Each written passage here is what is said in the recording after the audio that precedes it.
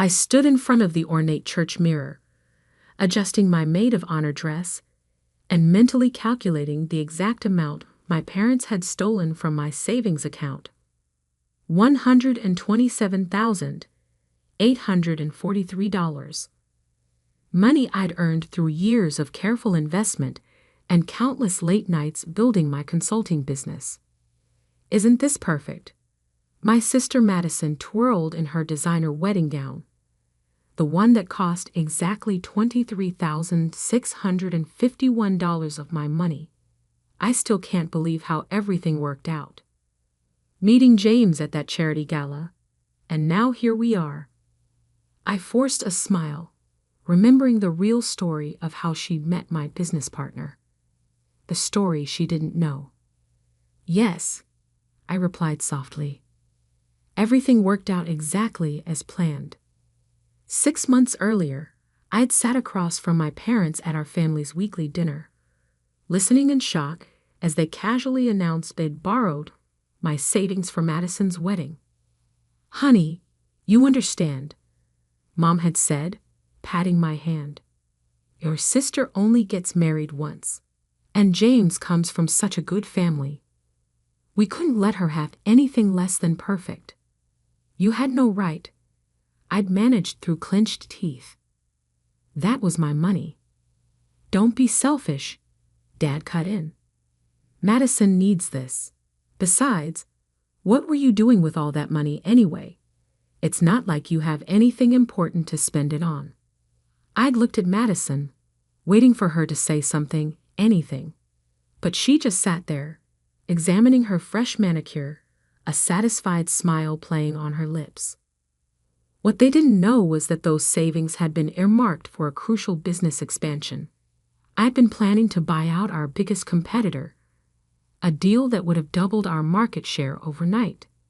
"I can't believe you're being so dramatic about this," Madison had sighed. "It's not like you have a wedding to save for. When was your last date anyway?" That night, I'd called James, my business partner, and the only person who knew the full extent of my family's emotional manipulation. "They took everything, James. The expansion money, my emergency fund, all of it." His voice had been calm, measured.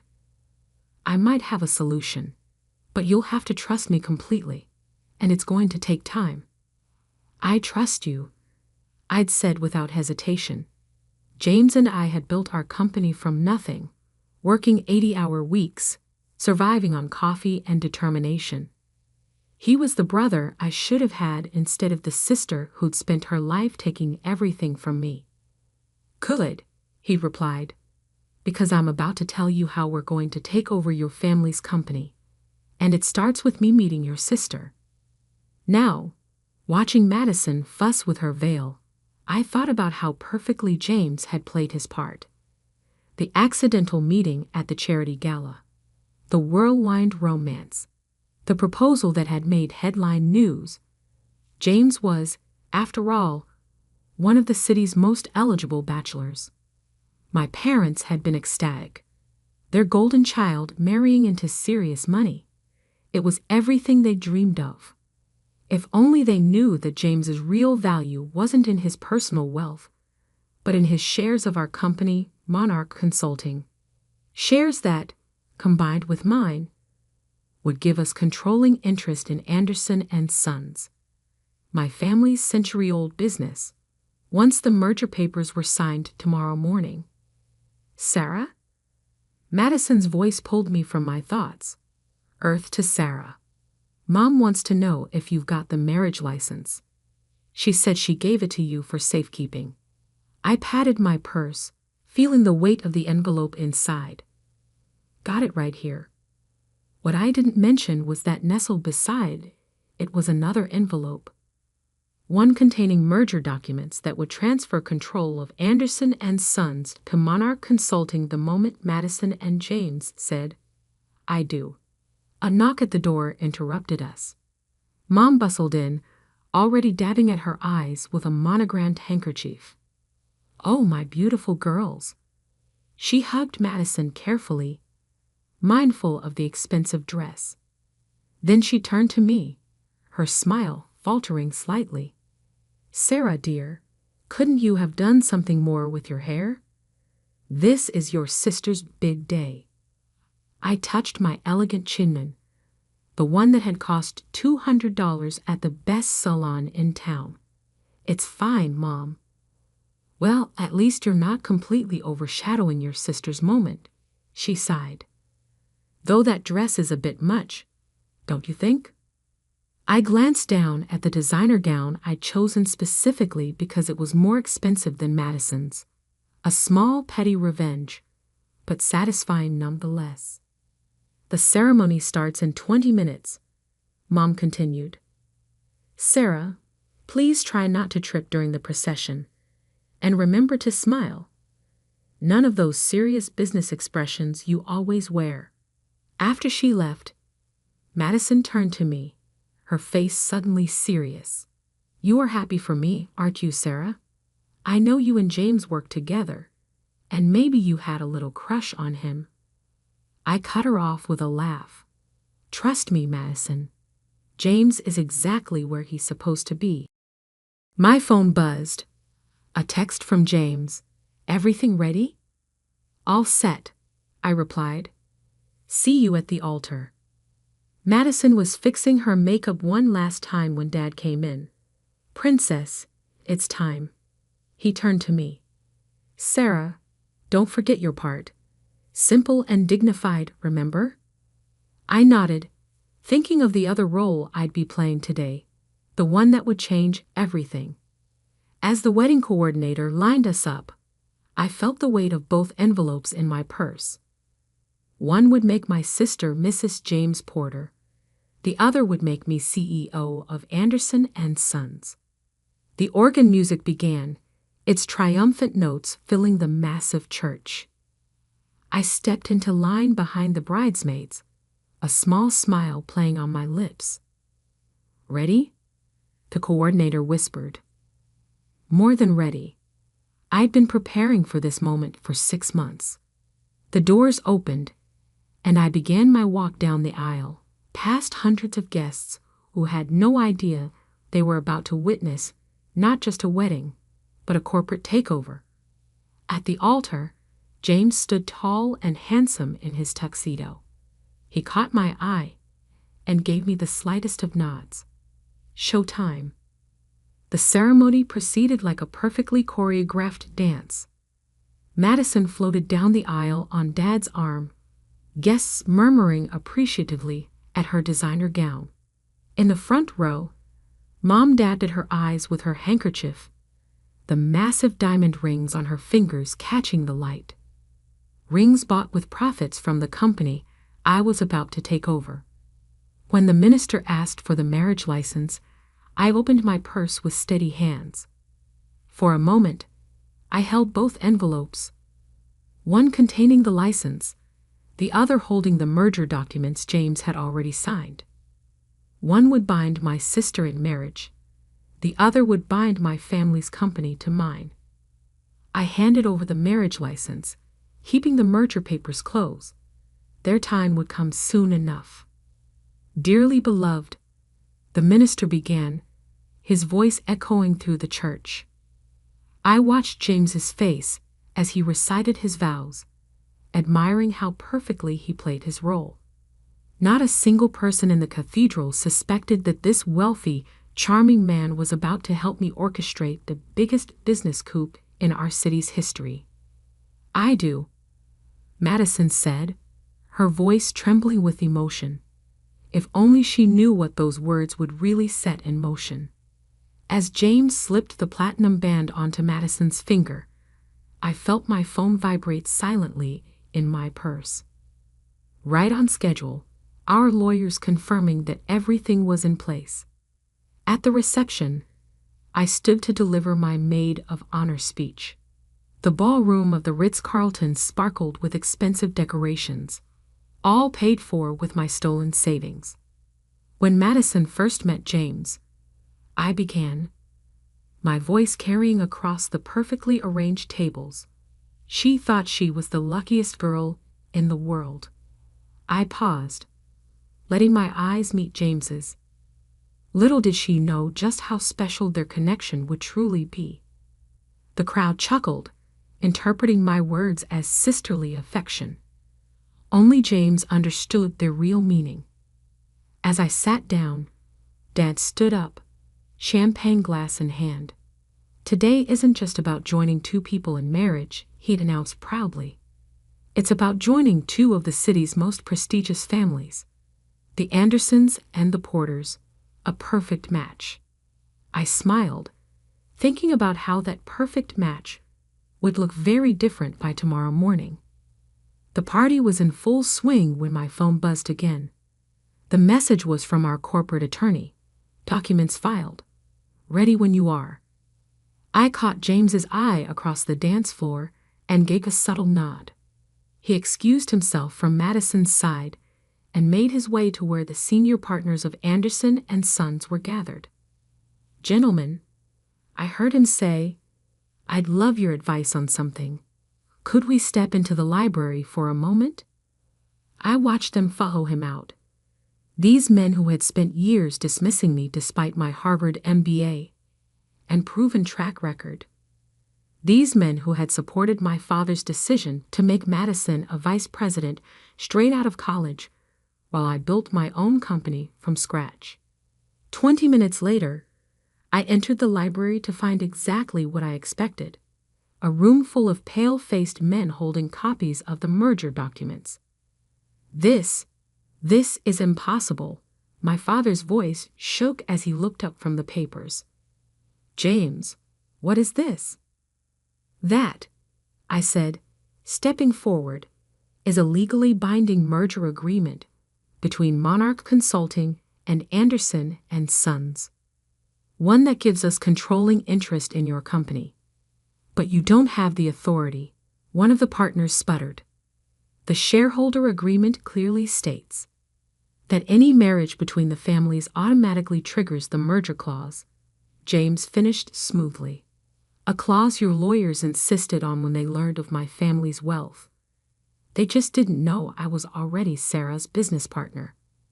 Dad's face had turned an alarming shade of red. "You planned this? Both of you?"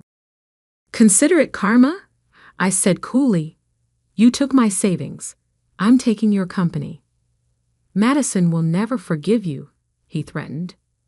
"Madison will never know," I corrected him, "unless you want to explain to her how you stole her sister's money to pay for her wedding.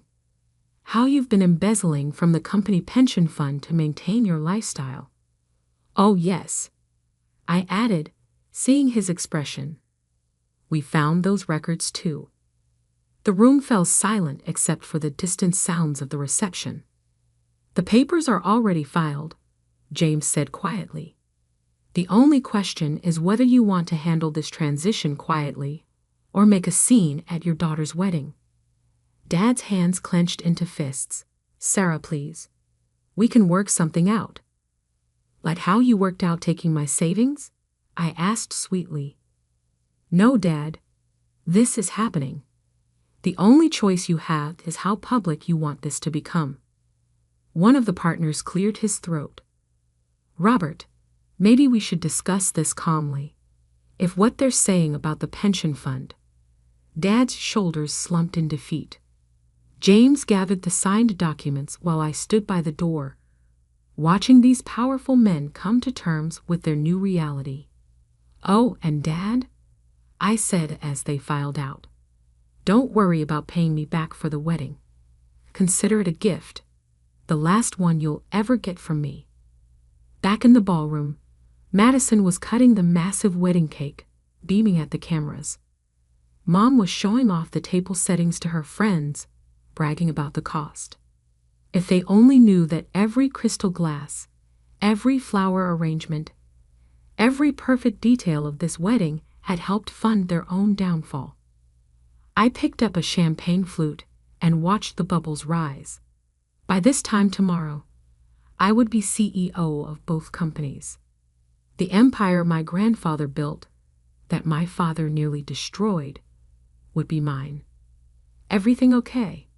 James appeared at my side, his bow tie slightly crooked from the confrontation. Perfect, I replied, straightening his tie. Ready for your honeymoon? He grimaced slightly. 2 weeks in the Maldives with Madison. The things I do for our company.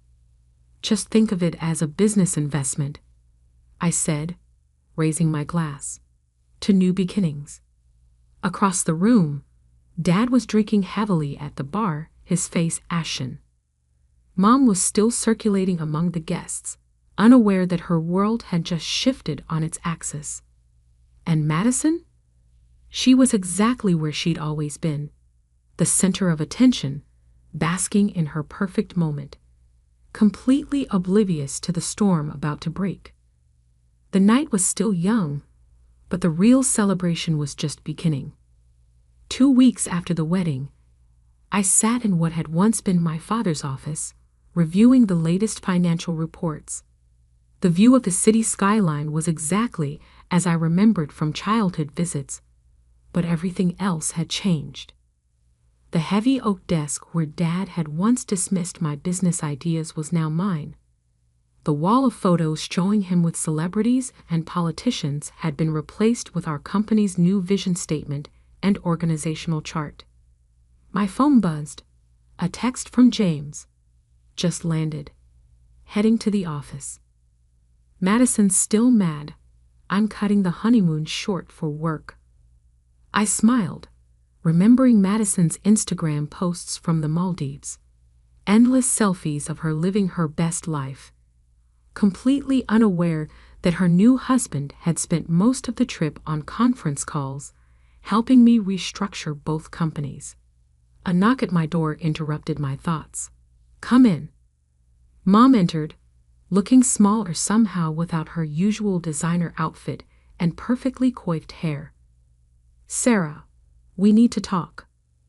I gestured to the chair across from me.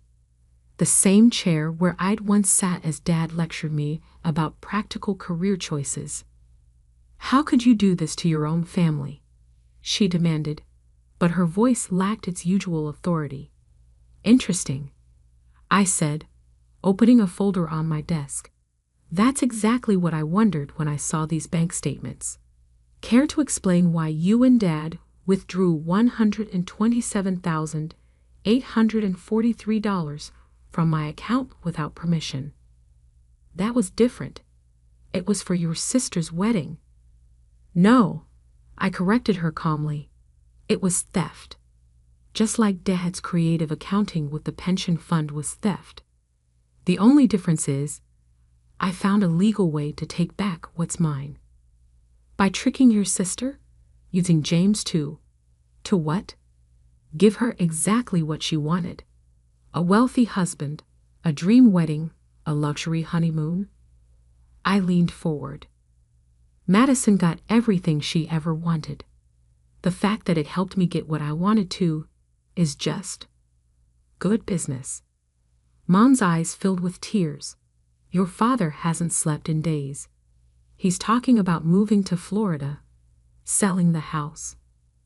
The house is company property, I reminded her.